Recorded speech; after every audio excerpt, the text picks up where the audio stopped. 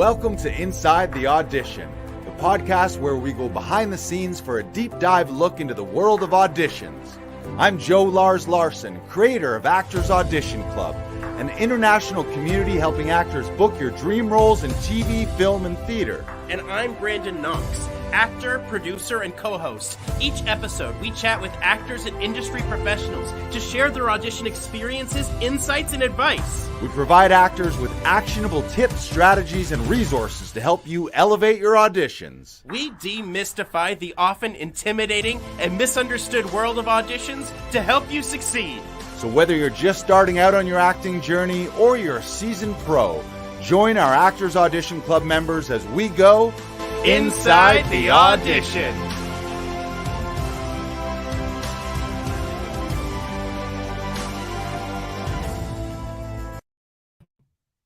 Well, hello. Episode 138. Welcome to Inside the Audition. I'm Lars. There's BK Broiler back at HQ in Toronto. Hey, BK, how you doing? Pretty good. How about you? I'm great. I'm up at my dad's, visiting here in Aurelia, between Aurelia and Barrie. As you can see, I'm in his messy office, actually. There's a lot of stuff lying around here. We got a great episode today. I think we should just jump right into it. Well, I will mention congrats on your Leafs first round victory and condolences on your Leafs second round first game loss last night. I'm sure they'll recover. Yes. I'm sure they will. And how's your voice too? I know you're recovering from your vocal issues. Oh, it's been an absolute roller coaster, but right. You know, hopefully it's near the end of it. Yeah. Nice. Yeah. Oh, speak of the devil. There he is right there. Podcast. Is that the Citizen of the Year himself? Experience. The devil. Yes. Aurelia, Ontario Citizen of the Year in 2020. Wow. What are you doing in Hey, here? Fred. He's going to start shredding in the middle of a podcast. No, I'm not going to shred. Yeah, you can check out the episode. My dad was on an episode. When was that? Last year? 2 years ago, I guess. I don't know what episode that was, but he's been featured on an episode. Mm-hmm. All right. Good to see you, Brandon. Good to see you, Fred. I told him to stay out while we're podcasting. It's his office, Lars. Yeah, he just loves the attention, loves the stardom. Yeah. All right, I want to get into our episode today. We've got a fantastic guest. The guest today, she is an actor with a ton of credits. Some of her TV credits include Murdoch Mysteries, Flashpoint, Hannibal, Hemlock Grove, Rookie Blue, Spun Out, 12 Monkeys, Shadowhunters, Future Man, MacGyver, Supergirl, and she's also the lead in an indie film called Polarized, which is currently making its global film festival run. Please welcome to the studio, Holly Deveaux, Inside the Audition. Hello. Ooh, wow. Listen to those rabid fans. Where are they? Outside your window cheering? Yeah. They are. Yeah, I throw some Timbits out every once in a while to keep them there. Keep 'em It's happy. nice to wake up to in the morning. Yeah. Yeah. Welcome. You are one of our favorites at the studio. You're in the category of people. I've said this to a handful of people, but you know how there's people in your life that you don't see very often, but when you do see them, you're really happy. You're like one of my favorite people that I barely ever see. So it's great. It's great I to feel have the you same here. way about you, Lars. Thank you. Good. We met at Actors Audition Club at Laughing Vikings several years ago. And whenever we have the chance to see you in Toronto, when you're not in LA, we get an opportunity to work with you on your auditions. So happy to finally get you on the podcast here.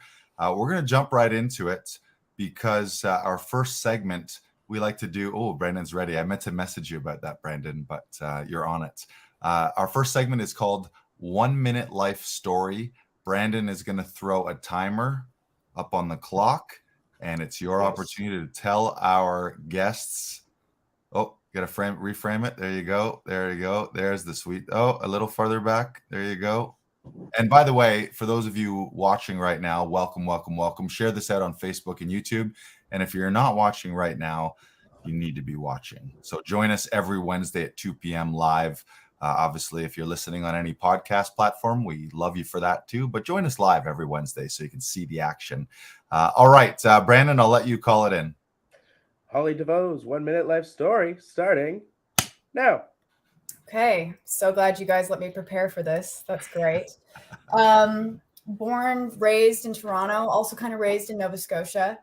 Wanted to be an actor since I was very young. My parents made documentaries and they really didn't want me to get into the business, but I convinced them to. I started acting when I was 13, started out with some commercials. Had a good amount of success in my teens, actually. Had a series I was a regular on, and then another one shortly after. Did some indies that went to Sundance, to TIFF. Things slowed down a bit in my 20s as you're kind of growing up and learning more, and they've been picking up again the last few years, which is great. I trained with Louis Beaumander. He's an amazing acting coach here in Toronto, and I coached for him briefly as well. Well, not briefly, actually, for like 6 years, and I learned so much from teaching. I'm going to be shooting a movie next week, a sequel to a TV movie I did. I was nominated for a CSA for Best Lead Performance in a TV movie, and I love dogs and horses.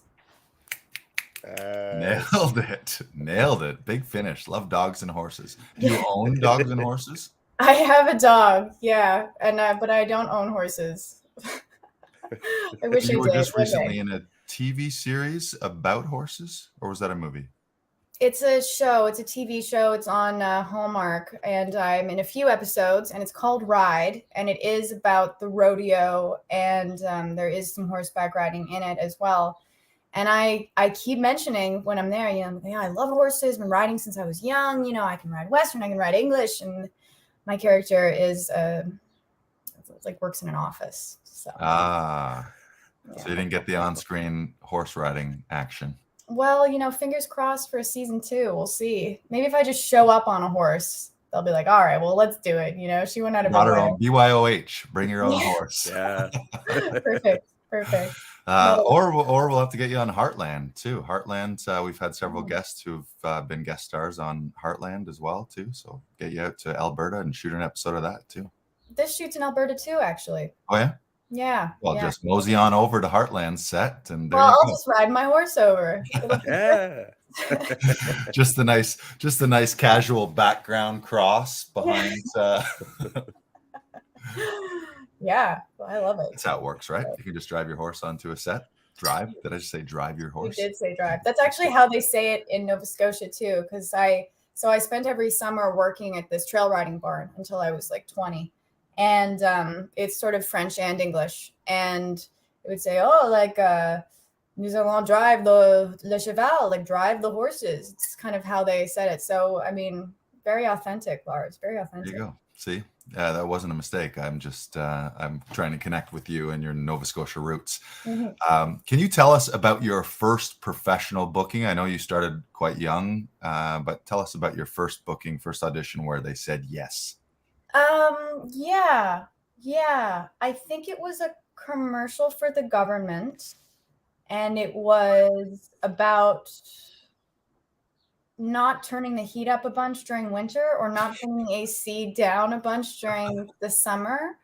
And the whole idea was someone would come in and turn the dial, and then me and my sister were sitting on the couch, and we'd like magically be wearing more sweaters or like less sweaters or something. And the whole slogan was like, save power, put on a sweater.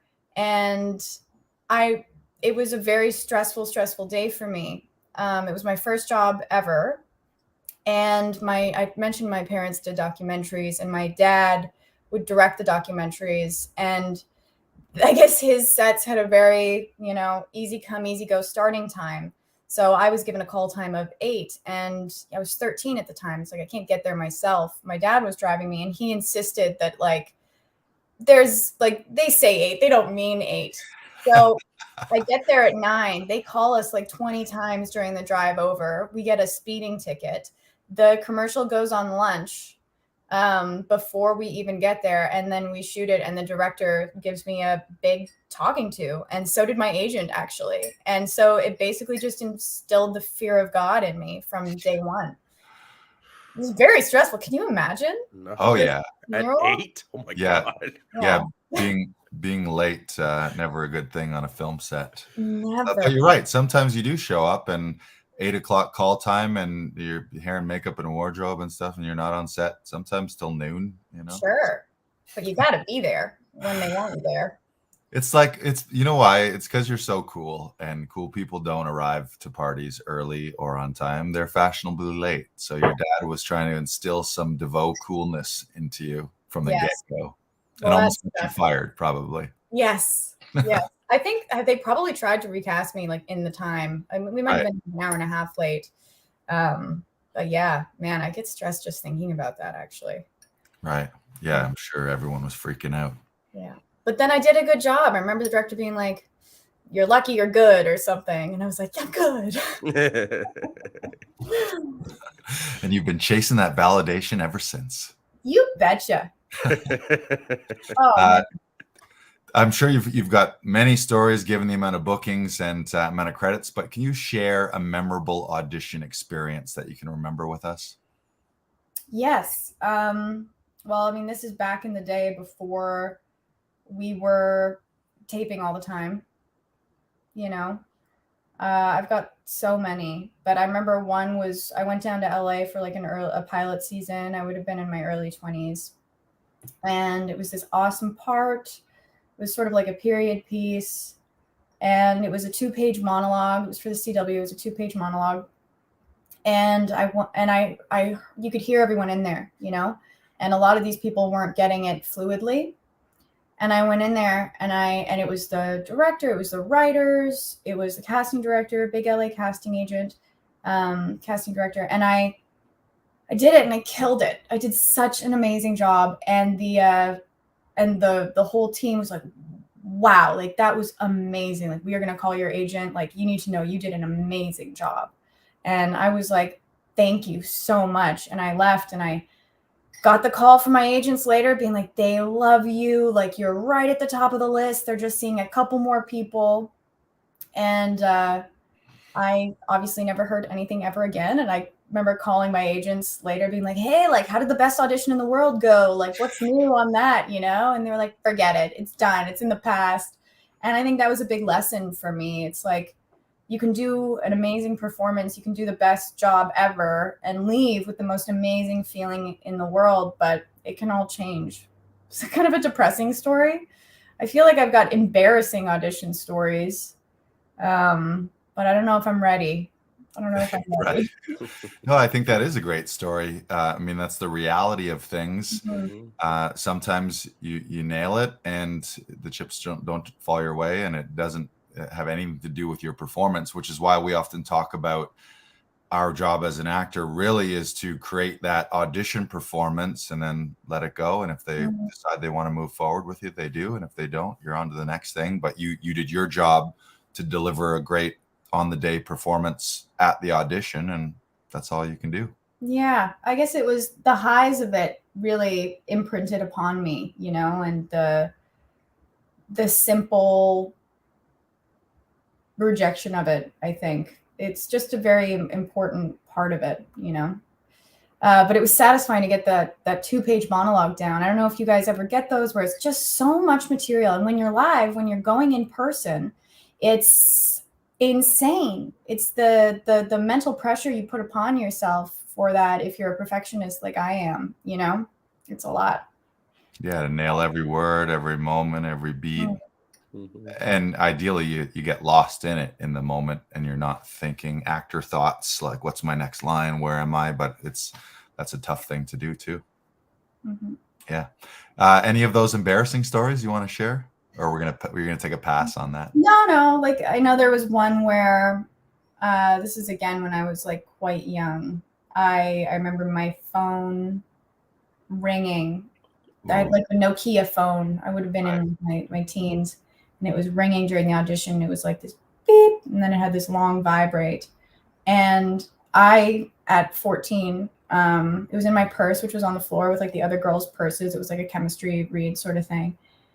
And I decided that I wasn't going to own up to the fact that it was my phone. So all the girls like go looking and check if it's their phone. And I'm like, it's not my phone. And then eventually sort of go over like tail between my legs and Like, oh, it is my fault. I didn't know and do it. But it was like, I don't know who it was, but they wouldn't stop calling, Right. So that was a little embarrassing. And then a lot of it's phone related. Like casting director got a phone call once while I was in the audition, and like it was a room with a bunch of people in it, but they're so close, they're like 6 feet away from you, and he like answers, starts talking really low on the side, and I'm like, and I stopped the scene. I'm like, do you want to take that call? And I shouldn't have done that. I should have just said nothing. But God, I just felt this fury, Right. It's like, particularly, it was an emotional scene, I think. So maybe the lesson to everyone involved on all aspects of things is leave your cell phone off or out of the audition room. Yeah, definitely.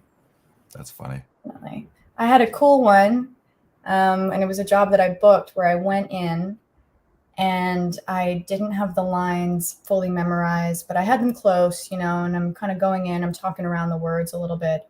And I left and I got a call from my agent and they said, go back. They want you to say it all just like you'd say it naturally. And then I just sort of switched the lines up, and I would have been like, 20-ish at this time. And I made it really cool and stuff. So that was a validating one. Nice. But now it's no stories. It's just my Wi-Fi cut out, like that's the worst thing. Yeah. Although I had like a director producer, like callbacky thing. And it was my first like Zoom thing talking to a bunch of different people. So I had the reader pinned and they were full screen. And then the directors and the producers and the writers, they were all little screens at the bottom. And the director was giving me these notes, but he was kind of a low talker. So I lean forward and I'm like leaning forward, like really looking at the little thing. And then I see the square and I look like a psychopath. It's just like my one eye sort of like looking into what? And yeah. And it was like, exactly. I was like an old lady being like, what's that? Like, speak up. So then I, stood back and I was like, yeah, no, I'm cool. I got that Deveaux cool. Nice.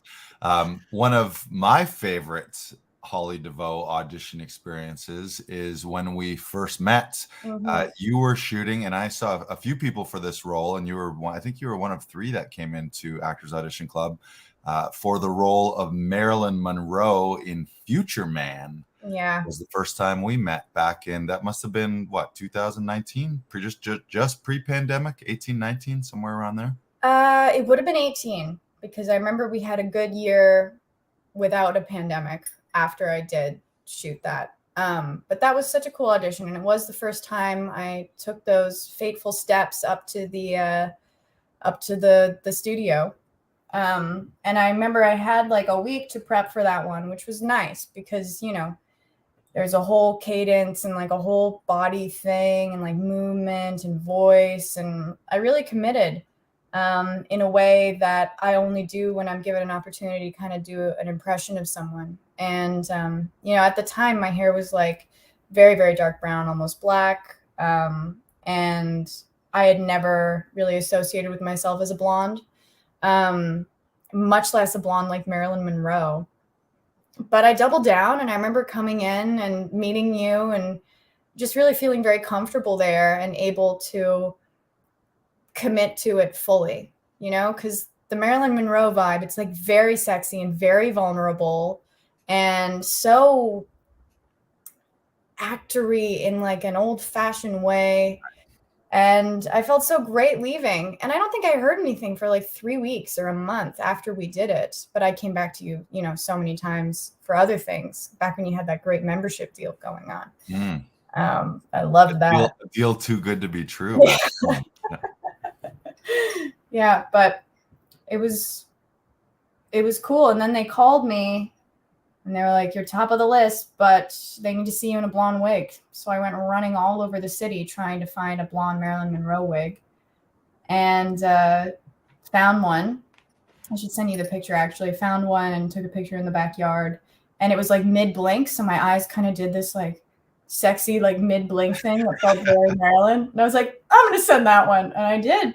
And then it was such a great shoot, too, working with Josh Hutcherson, who is very, very talented, but also just like very cool and kind of feels like he approaches everything with this really nice childlike enthusiasm.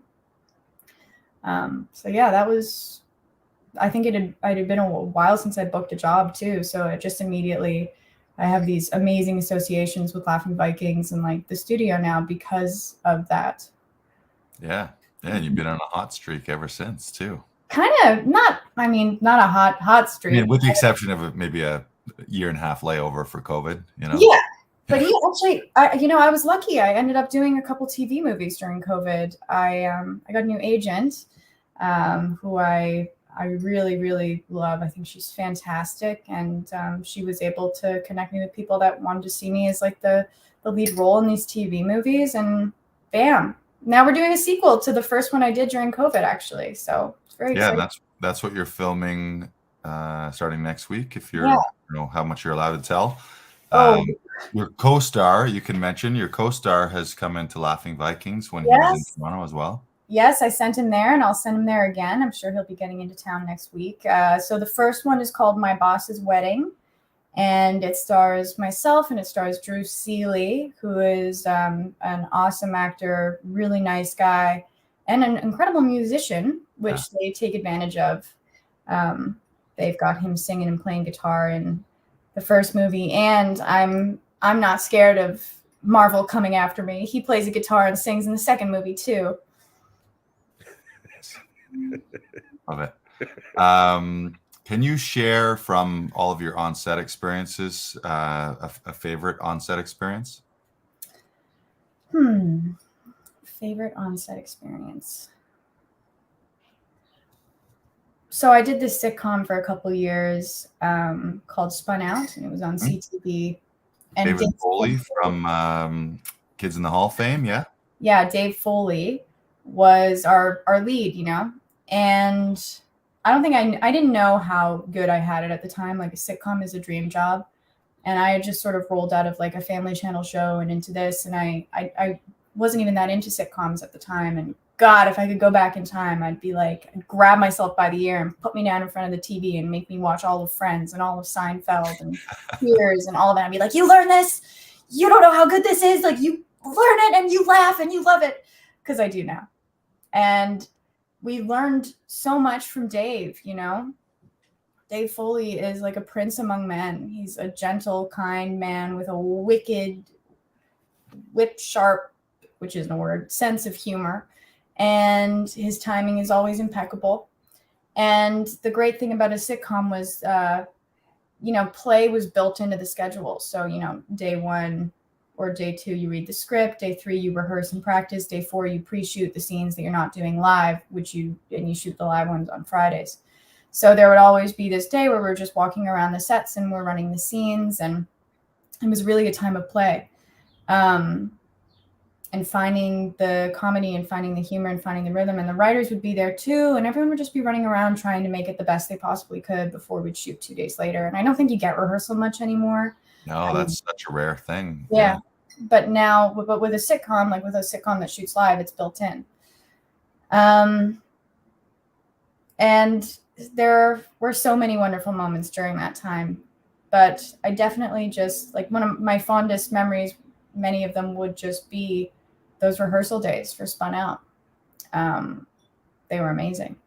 But I've got another one, I guess, that is... So I did this movie called Split Decision. It ended up being called Breakout, I think, at the end.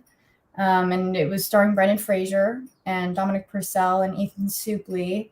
It was sort of a thriller adventure movie, and I played Brendan Fraser's daughter. And me and my little brother are out camping, and we see someone get murdered, and the murderer sees us, and then we're on the run, and my dad, Brendan Fraser, is in prison. I can't remember what he's in prison for, but he's in prison, and somehow I find like a payphone in the woods, or my mom calls him in prison, so he breaks out of prison to come and like save us in the woods. And just like every moment with Brendan Fraser was incredible. He was such a generous, still is, like a generous, really lovely, kind man. And one of my, maybe not favorite, but one of the coolest memories, I think, was the first day he joined us on set. We've been shooting for about a week. And it was like this like quiet came over the whole set, you know? It's like everyone just got really quiet, and everyone just wanted to like kind of look at him a bit.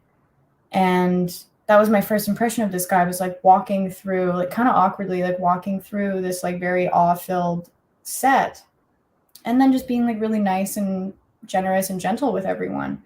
And I was like, what a stand-up guy, you know? I hope I can always have that kind of like patience and generosity with people. But you could see that like the awe sort of unsettled him, but like he was just gonna push through that and like be a very nice guy. Yeah, I'm sure there's more on-set experiences, but those are the ones that come to Well, those mind. are great. Yeah, thank you for sharing those. And shout out to Dave Foley and Brendan Fraser, two amazing Canadian actors. Can you share a little bit about your audition process and how you work? So your agent sends you the breakdown from casting, from the time you get it to the time you shoot it. How do you operate? Well, I'll talk a little bit about Louis Bowmander and what he would always say, because I trained with him from such a young age that I feel like whatever I do it's quite influenced by, Of course, him, because I started with him when I was very young. And he would always say, you get your audition, you read it once, you go for a walk, and you just let it percolate. And he would also talk about the idea of story. It's like sometimes we get too self-obsessed and we forget we are one ingredient, in a story. Like what part of this story are we? How are we going to move this story forward? So, after having a little bit of success, I decided to invest in a treadmill, which I put in our guest room in LA and push it into the bed. So when I get an audition, I read it, and then I pull out the treadmill and I get on the treadmill and I just think about the story, and I just try and take the ego out of it a little bit, kind of look at it from a wider perspective and see, what part of the story am I contributing to here, and what is the overarching story? And then I start really visualizing it. And, at that point, your heart's kind of pumping and your endorphins are going, and like you're opening up these new creative avenues that you might not have normally. And it's definitely something I use for writing as well. The more time, the better. That's how I feel with auditions. I'm definitely not the kind of person that can, sometimes I'm not the kind of person that can pull out like a same day brilliant thing. Like I definitely love having time. I love being able to read a full script. I love being able to find songs that feel like something the character would listen to, or something that helps shape the tone of the project. I like to watch, if it's a show that's already on, I'm watching an episode. If it's a film and they've done something else, like, I'm going to try and watch at least part of this movie to understand how these people tell stories, so that I can be like, oh, like, yes. So I remember once I was talking to a casting director, because I was coaching, and I was talking to someone I had coached, and the casting director was standing by me, because I used to coach out of this place where people would cast stuff. And I was saying to this actor, like, this is this audition you have coming up, like, this is a very specific tone, it's a type of comedy, you should watch the show. And I said, sometimes someone can do an incredible performance, like a beautiful performance, but it's just not the right tone. Right. It's too big, or it's too small and intimate for something that should be bigger or should be small, and the casting director was there, and they were like, that's a very, very good note. And I was like, oh, like, that's very validating, how I love praise, but also I think it's very, very true. So story, walk,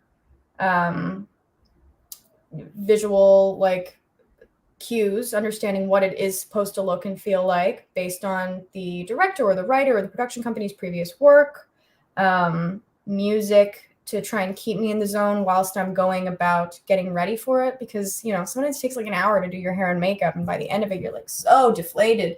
So anything that can sort of keep that momentum building towards the moment when you do that first take. I try and curate my space and have as much control as I possibly can, which is admittedly harder when you're traveling or you're taping in an unfamiliar place.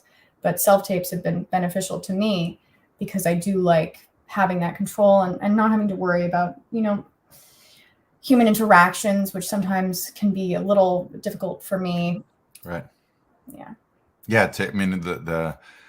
A lot of people like the live experience of being in a room, but one of the downsides is being distracted and seeing people and seeing friends, or seeing people that but maybe they're not friends. So that can stress you out a little bit too. I love what you said about story too. Brandon's got sweatshirt that says #story over everything. Yeah. And one of our coaches and mentors, Tom Todoroff, often talks about that. That's what our job is, to be storytellers. And that's what it's about, versus thinking, oh, this is about me and my moment and my time to shine. You really got to look at how does your character and how does your role serve the overall story.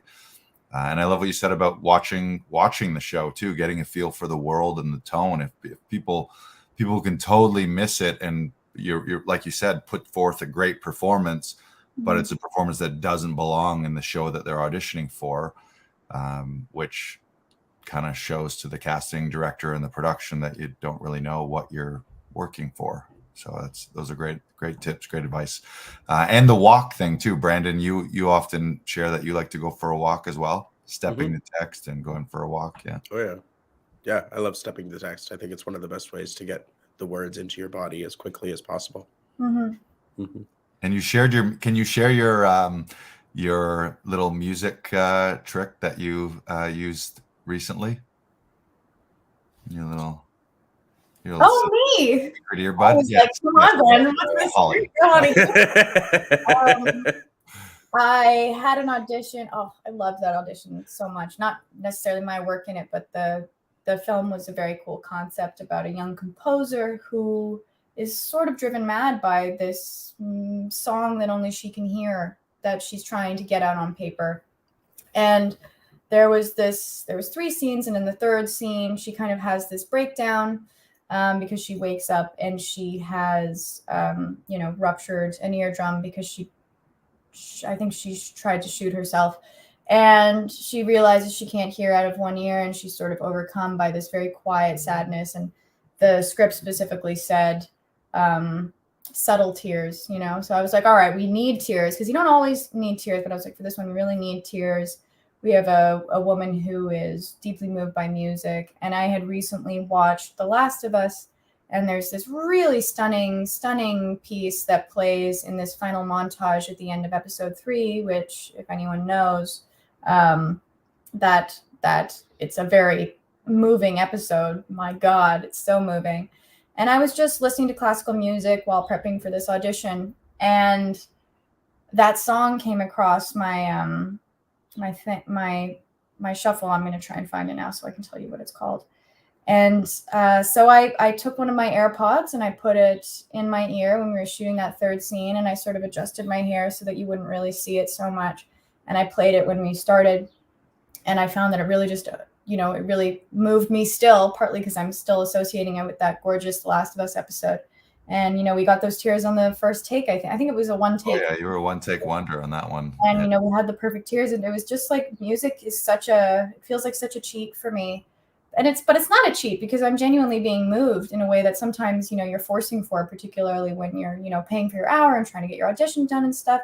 But I've done it in other stuff too. I actually, in Polarized, I had headphones in for another scene that I had to do where there were no lines, and it was just sort of my face for a minute going through all these thoughts. And the music is so evocative, and it really does do something for a human to hear, I think. And inevitably, like, the fine little thoughts and motions they were looking for in those extreme close-ups, like, they translated because I was just reacting to this beautiful music that I was hearing. Beautiful. Yeah. It was a good little sneak. Yeah. And that it's On the Nature of Daylight. That's what it's that's the name of the track. On the Nature of Daylight. All right. I haven't seen Last of Us, so I'll have to check that out. There you just hear 3 notes and it's just waterworks. Yeah, in that scene, it was 3 scenes. We did that third scene, and there was just a moment where you kind of looked down, or maybe it was hand in face, and then you looked up, and it was like I couldn't have CGI'd it. Well, I couldn't have CGI'd it at all, but no one could have CGI'd it as perfectly. It was just that one perfect movie tear that streams down at the perfect moment. It was brilliant. It's great. Brandon, we got a few more questions. You want to share one for Holly here? Yeah, Holly, do you have any advice for your past artist self?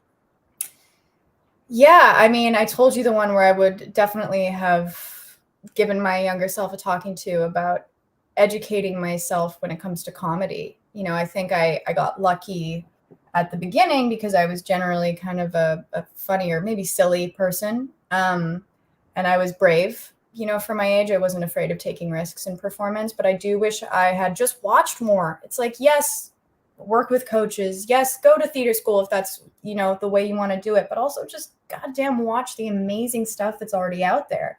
Don't think you're better than it because it came out 20 years ago and it doesn't feel relevant to you anymore. It's still about the human experience. It's still relevant in a way. So I definitely, in particular with comedy, I wish I had watched way more sitcoms.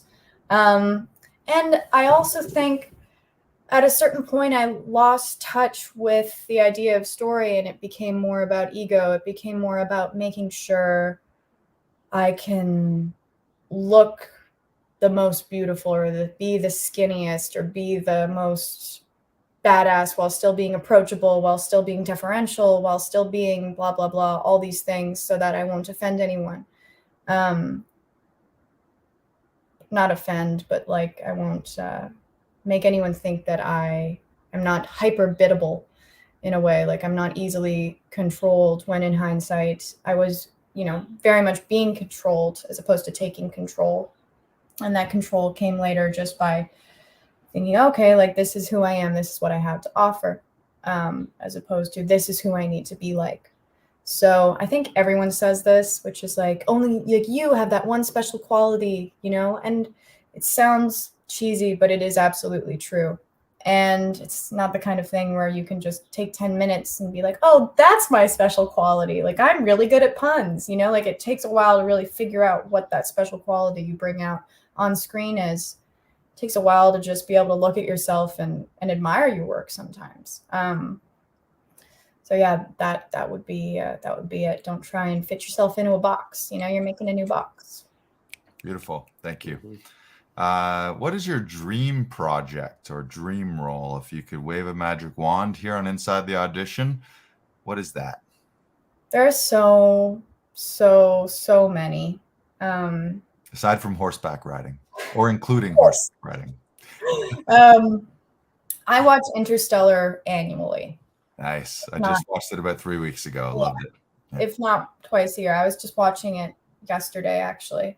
And I was like, oh, I want to go to space. I love those Nolan movies because I feel like they touch on earth-changing stuff, like life-changing stuff, like fundamental, like gravity, time. So gravity, you have that in Interstellar, and I guess you have time as well. But Tenet is more specifically time. And then you have Inception, which is thought, which is really interesting. And I feel like, you know, AI is becoming more a part of our everyday life, definitely is at the front of conversations with everything. Like even with the writer's strike now, like AI written stuff is on the table, you know? And I would be really interested in one day being able to play a character who has a computer in their brain, because I think that's maybe what it's going to be at some point, you know, this idea of having a chip in your brain that is controlling like your chemical biological release, like controlling your mood, essentially. I would love to like play a person in a dystopian future who is living that basic life, and then they have to break out of the mold to just try and live like how we live now, you know? So, you know, Matrixy, Keanu Reeves, Neo, like something in that world. Also something in space. Like I would love to do something that has that sci-fi spaceship exploring thing. That would be incredible. But honestly, like there are 100 things I would love to do. So that's just one because I watched Interstellar. That's a good start. And so it is. We just say things here on the podcast and it will come true. So oh yeah. This is the message when Christopher Nolan sends you to space. Yes, perfect. You've also got something that's happening right now with one of your films. Do you want to talk about Polarized? Yes, Polarized is a beautiful film. You know, it's something I did actually book off a tape. It was one tape that I did back in 2021. And then we shot in Winnipeg that fall. And it was my first time being able to work with sort of an all-female team. You know, the director and the writer, Shamim, so a woman, and her wife's the producer, along with Juliet and multiple other women. So you just had all these women working together, which was incredible. But it's a love story between two women who are separated by their families, by their religious values, by a million things. You know, my character plays the American, or not American, it's Canadian actually, farm girl whose family lost their farm because these new urban farmers have moved in, these people who were kicked out of Palestine, and they came to this rural community and they started doing urban farming. So it's vertical farming, and all these other farms around are losing their land and losing their income. And my character has to go work at one of these urban farms, and she meets this character, Dahlia, played by the lovely Maxine Denis, or Dennis, as she sometimes says. And they begin to fall in love. And it's tough because religion plays a part in this, and the town is, you know, very...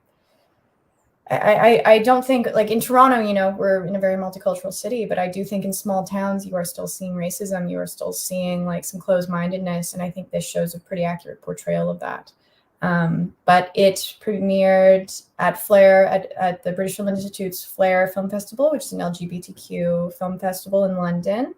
And then it played here, and it had its Canadian premiere at the Canadian Film Fest a couple weeks ago, and it won the People's Choice Award at the festival, or the Audience Choice Award, which was very exciting. And it's going to be playing at another festival at the end of next month. I'm not sure allowed to talk about that yet, but it's around Ontario. And then I think it might be having a release shortly after that, which again isn't confirmed, but if so, I'll be posting all about it, and I hope to see you guys there. Yeah, we'll come check it out. Yeah, hear that? Check out Polarized whenever it is released. Make sure to follow at Holly Deveaux on Instagram. That's the place to find you. You won't find her on Facebook, TikTok, and all the other places. She's Insta loyal. Yeah. I am. I don't know. It's like TikTok. I don't know. Right. Are you on TikTok? We have a TikTok account. I'm less active on that, but yeah, we're there until it gets banned, or until we're in World War III and TikTok is the weaponized social media against all of us. I don't know. We'll see. Yeah, I'm open to it all. Sure. All right. This was awesome, Holly. Thank you for joining us today. Thank you. I don't know, Brandon, any other final questions? Holly, any other final thoughts before we do let you go? But thank you so much. It's always great to see you. You're a consummate professional, and you're always super easygoing, super chill. We love to see you in the studio. So thank you. Oh, well, it's so nice to be invited to do this. I'm very grateful. And, I think I remember last week I was messaging you just saying like how incredible the notes you gave me on my last audition were, how they were very specific, excellent, effective notes, and how I was able to just really be comfortable there taping with you and taking those notes. Because sometimes it's hard to take notes, but you just have such great insight into auditioning and the process. And I'm so lucky that the studio is nearby so I can go tape there because it's so great. Yeah. Thank you. Yeah. Thank you for saying that. And I'll elaborate my reply to you. And I think this applies to Brandon as well. As one of our coaches, Tom Todoroff, has just taught me a ton about what even a good performance is. There was a time early on when I would be helping people. I always had a knack for comedy. That was kind of in me from being in stand-up and sketch, and that was really easy. I could tweak and give people suggestion for a line read or something physical or another way to look at a line to bring out the funny. But often if it was a scene that you wouldn't categorize as comedy, and the side note is we've also been taught everything is everything. Drama has comedy, comedy has drama. So rather than look, oh, this is funny or this is dramatic. But when it's a scene that it is something heavier, I would have a sense that something's not working, and have that feeling of like, this isn't it, but I don't know what's missing. And it has been through coaching and training, and specifically through Todoroff's conservatory that I was a member of, where I learned all that. Because before I was like, I don't even know like what even is good acting. Like, then that's the thing that I love about comedy is it's undeniable. If it's funny, you laugh, and that's the measure, and you watch the playback and you laugh at it. So that's proof positive. But something is not in that comedy category. It's a little more like just nebulous, or to me at the time it was, and like what even makes a great performance or a great scene. And so through training, that's where all that's come from. And I think Brandon can speak to the same. As I didn't even know what, like, I knew comedy, but I didn't even know the other stuff before. And it's train, learn, and then you start to get a better feel for what it's supposed to be. And then when that is missing, it's easier to be like, oh, well, it's missing this, and this, and these are the beats, and here's an event you can find, and it needs more importance, and whatever it might be. You want to speak to that a little bit, Brandon, too? Because I know you help a ton of people, and often the note that you get is thank you for all the amazing suggestions and the feedback, and for helping people take their audition from here to here in a very short amount of time. Mm-hmm. Yeah, a lot of what I do is just ask questions, and like is filling in those gaps that I'm seeing after the initial read, and like we're discovering as we go. And I want to make it as a collaborative process so that they're coming up with the answers that it makes it their performance, because they're the ones that are coming up with the answers. I'm just asking the questions and facilitating that. Right. Yeah. And Tom often says our job in prep is to ask all those questions, and then our answers become our performance. Mm-hmm. Yeah, that's great. But thank you for saying that. I really appreciate getting that note the other day, Holly, and glad to say, and glad to know that things are helping, and that we're helping people. We love, our favorite thing is, yeah, it's great to book our own roles and our own gigs, but really our favorite thing around here is getting news from one of our actors that they booked it, or they got a call back, or they're on hold, or they got a great note from their agent saying this performance was great job, great tape, especially in a world where we don't get a lot of feedback. So thank you for the feedback. I appreciate it. All right, well, we're going to wrap it up here with Holly Deveaux. Thank you, Holly. We'll say goodbye. Great seeing you. Enjoy your time in Toronto. Say hi to Drew. Best of luck on the shoot next week, and I'm sure I'll see you at Laughing Vikings Actors Audition Club soon. Yes, you will. Probably at strange hours too, since I'll be working. 8 a.m. to 11 p.m. We got you covered. Okay, that's pretty good. Yeah. Well, thanks so much, guys. This was really fun, and I look forward to seeing you soon. Yeah. Holly Deveaux, everybody. Clap her out.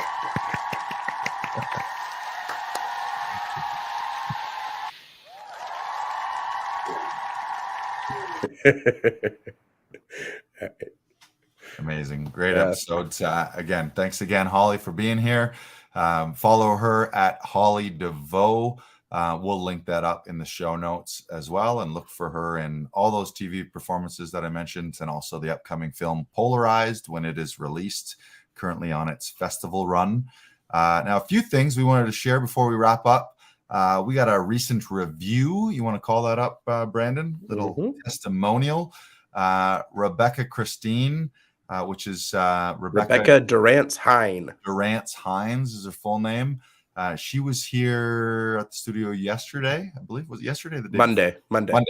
And she left us a review on Facebook. She says, "This is my second time working with Brandon, and it was another fantastic experience. His questions and directions both deepened my performance and made it more complex, and the audition tape had excellent audio and visual quality.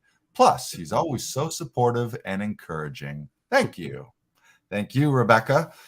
You worked with that. You want to share any experience from that on Monday? Yeah, it was a great shoot. She came in. She was a podcaster, so I brought in the mic, and I brought in the cans, and we made it look and feel like as soon as the casting director or producers see it, like they're looking right at a podcaster.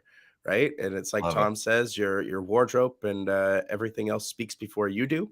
And so and as I said before, I asked a lot of questions, and as we were coming up with the answers and figuring all that out, the performance deepened, and it was one of the best tapes. Like it was great. She was awesome.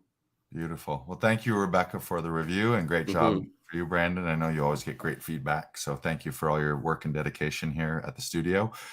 We also want to let people know about our weekly workouts, specifically every Tuesday, something that we're running, which is extremely valuable. Everyone, I mean, I don't know if I think people underestimate it. I certainly underestimated it before I was in conservatory, but the importance of voice and speech training and warm-ups and workouts, working on your breath, working on your voice, working on your speech and your I'm blanking on the word right now, but your enunciation, that kind of thing. So we are running and making available a free online voice and speech workout. Erin Elizabeth Reed is running those. She's currently based in New York. She's a fantastic actor, writer, director. And every Tuesday at 9:30 Eastern, we're running those. You can go to laughingvikings.com/workouts. We're also running an in-person longer workshop on Thursdays from 6 till 9. Where we'll run you through a voice and speech workout to start the session, and then we can work on monologues, scene study, audition pieces, whatever you want to bring in to the studio to work at. That's at our Toronto studio. But especially that Tuesday morning, Brandon, you were there on Tuesday, and Erin's fantastic. She's great. Yeah. And it's part of voice and speech workout. It's a little bit meditation / visualization, a little relaxation. I always feel great after those workouts, and I got to remind myself to do those regularly. Sometimes I skip them on audition days, where it'll be a day where I'm recording an audition. And I remember when I was in conservatory, there was a massive difference, or even when I'm working with Todoroff Studio, and it was a day that I was going to be performing in class. If I didn't do the difference between not doing a voice and speech and breath warm up and doing one is just massive. Just how much more relaxed, how much more available your voice is, your face and your articulators and your resonators and all of that. So highly encourage you. Really, like your voice and speech as an actor is the number one tool. And if you disagree with that, I mean, you could talk to Brandon about losing his voice. If you did lose your voice, that's a worst case nightmare scenario for an actor. If the casting and production, if they're not quite hearing the words and you're not enunciating things, then you can't tell a story if you can't say the words, or you can't say the words so that they're distinctly heard and so that each word is part of the story. So join us for those. The Tuesday morning ones, we do about 45 minutes, and then we have 15 minutes of general audition Q&A. Those ones are free on Tuesdays. And the 3-hour sessions in studio in Toronto on Thursdays, those are $33. So also very reasonable. But I think everyone listening and watching, hit us up for those, especially on those Tuesdays, so that you're getting at least a weekly voice and speech workout. Like I said, Brandon, you can attest to that, having gone through your recent vocal issues after doing so many shows. We take it for granted. When your voice is there, it's great. But the second you start to have issues or pain or trouble, it can be kind of scary. It's very scary. Yeah. So hit us up for those. We'll happily help you. And we also want to let you know the new enrollment for Actors Audition Club. We'll bring on some new members here in May. So if you want to get involved and enroll in Actors Audition Club, which gives you discounts on all our one-on-one services, all our group coaching and services, as well as access to our online videos and a lot of our other online resources and workshops. You can go to laughingvikings.com/AAC. And we're doing another promotion right now where when you do get enrolled, you'll get your first audition session free with your first month's enrollment. So again, go to laughingvikings.com/AAC. You can enroll monthly, or you can do an annual membership, and you can join our international community of growth-minded actors here at Actors Audition Club. And the final plug, this is exciting. This is something that we've been taking a hiatus from, but Comedy Alley is coming back here at Laughing Vikings. We're going to announce that we've got Comedy Alley opening night Saturday, May 27th at 8 p.m. will be our first show of the season. The acts are to be determined, but I'll be there hosting. And a little birdie told me that Bob Rubin is going to make an appearance on the first episode of Comedy Alley. So you can grab tickets in advance. There's only about 20 for each show. So grab those tickets for opening night. I know that last year opening night was a sellout and it sold out very early. So go to laughingvikings.com/comedy alley and you can join your friends and or your family members for an intimate outdoor experience, a night of fun in Comedy Alley. So we're super pumped to get those going, and we'll be running those after Saturday, May 27th. It'll be every Friday and Saturday at 8 p.m. So we'll have our summer series of comedy through June, July, August, and September. And then usually we wrap it up around October. But join us for opening night, May 27th at 8 p.m. You looking forward to that, BK? Yeah. I'm not sure if I'm going to be there, but yeah, it's definitely going to be a fun night. Back. Yeah, you got shows that night, yeah? Yeah, I think so. Yeah, great. Yeah. All right, well, we'll see everyone else at Comedy Alley, May 27th. Thank you for watching Inside the Audition. Great episode, so many pearls of wisdom with Holly Deveaux. We love having her in the studio, and it was great to have her here on the show. Make sure to subscribe, whatever podcast platform you're listening to, and share this out to your actor friends. So feel free to share it on Facebook, Insta, TikTok. Where else are we? YouTube, Facebook. We're everywhere. I think we're everywhere. Mm-hmm. We're everywhere but Pinterest. We're not on Pinterest right now. Thank you, everyone. Thank you, Brandon. Brandon's got a few more sessions in the studio. Mm-hmm. So say hello to Jojo O'Toole and Adam Langton, both members at Actors Audition Club. It sounds like you got a great afternoon. Yep. And I will be up here in beautiful Barrie, Aurelia at my dad's place for a couple more days. And then I'll see you back in the studio on Thursday. Yeah. All right, everyone. All right. See ya. Bye. Bye.